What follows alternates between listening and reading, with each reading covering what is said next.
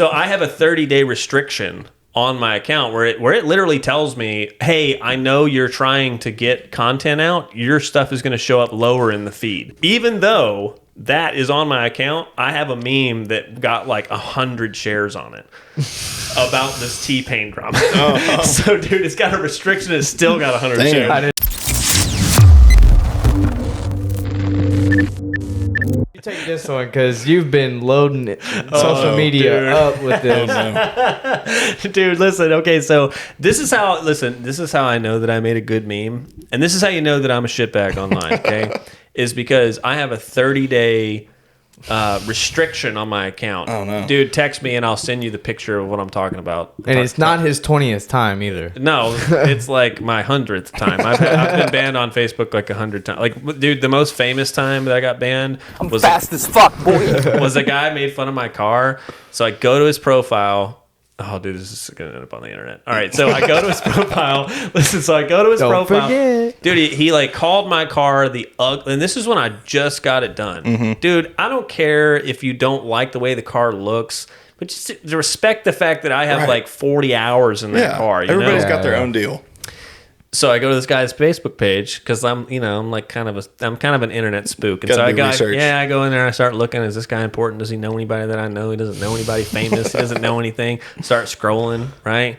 Okay, I can't find anything bad about this guy. Okay, so the next thing is I was like, all right, how do I hurt him? So I find a picture of his kid, and his kid is adorable. Oh no! Oh, dude, it's cutest kid alive. Okay. And so I was like, saying a lot coming from you. Yeah, I hate kids. So I was like, I know you're not. I don't remember the exact verbiage, but basically I called this kid ugly. But I was just being Nate. Yeah, I was just being a cunt, right? Yeah. Okay, dude, the whole internet came for me.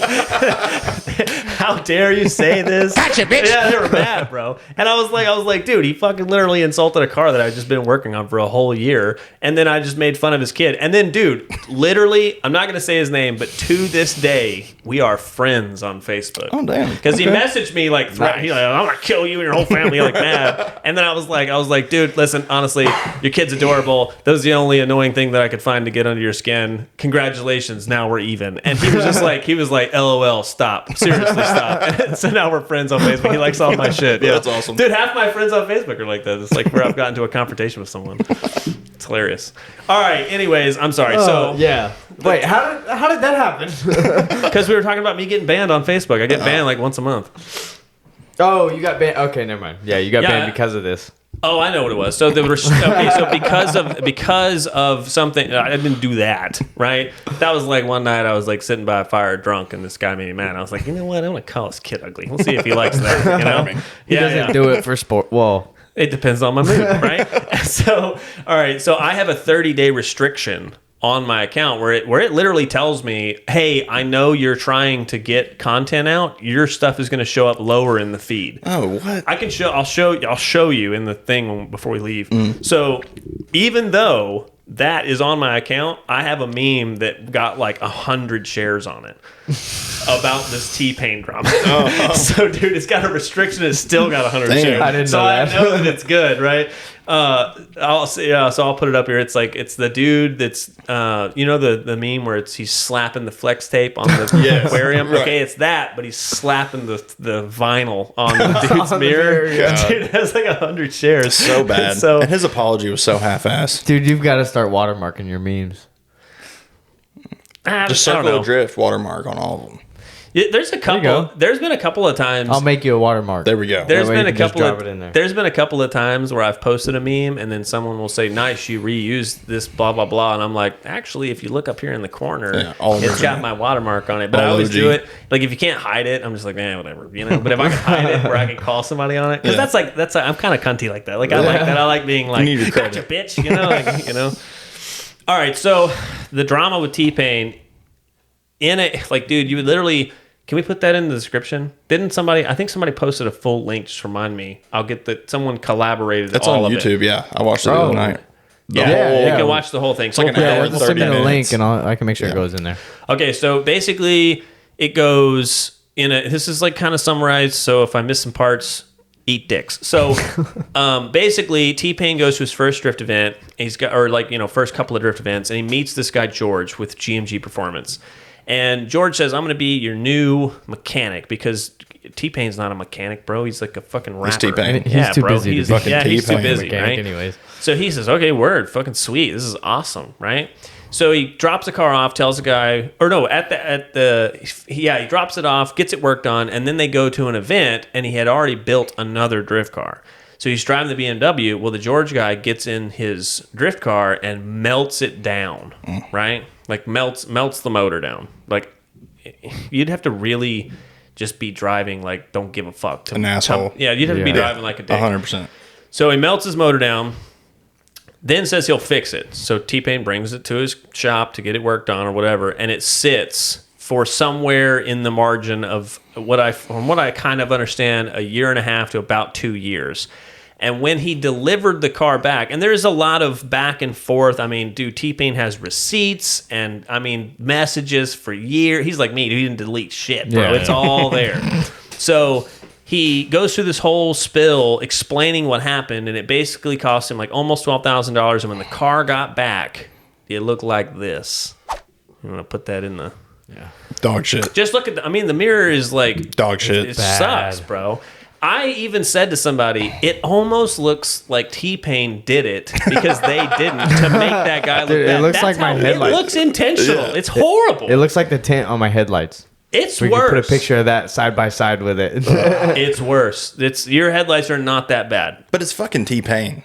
That's what I'm saying, bro. It's T-Pain. Fuck over That's T-Pain what I'm like saying, that. Of all people to fuck over. And he's like so chill, Super nice. So okay, so what? Break down the video though of like him driving. Wasn't it like supposed to be a skit out of Fast and Furious? Yeah. Okay, shit? so they did like this show back on Disney, and I don't remember what year it was, but it had Letty not Letty. I don't know the actual actor's name. I'm not.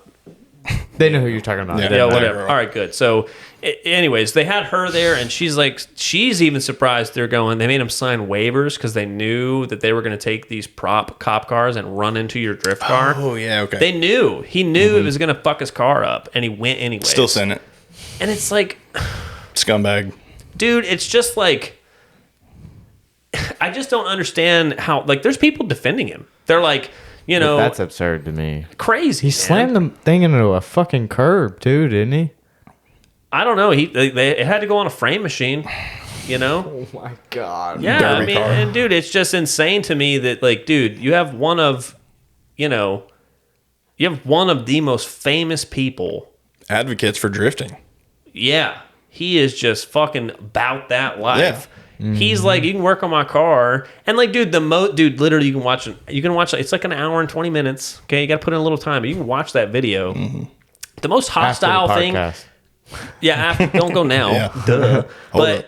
dude, the most hostile thing T-Pain says to George is, dude, George, don't go to SEMA unless you bring me my car, man. And dude, George is like, fuck you, and just leaves. And then it's months after that. And then they put a boss kit on it, and it fits like shit, and the door's fucked up, and the wrap sucks. Dude, there's parts where the wrap overlap. Yeah. He's like, we had to rush it. What, like, as a fucking shop owner, what goes through your mind to even think to do something? Did you see where he said as far as that?